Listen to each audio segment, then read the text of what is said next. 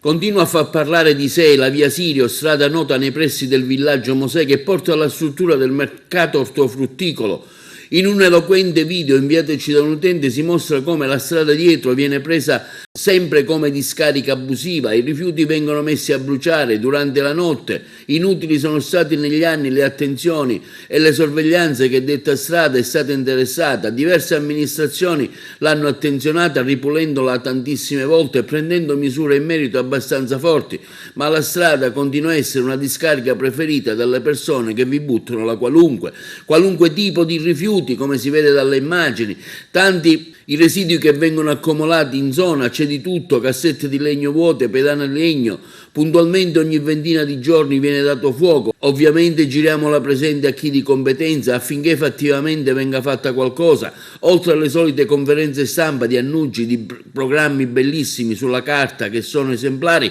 ma all'atto pratico fruttano ben poco. Una maggiore attenzione e sorveglianza di quelle zone ad alto rischio da parte delle forze deputate, a farlo non sarebbe male.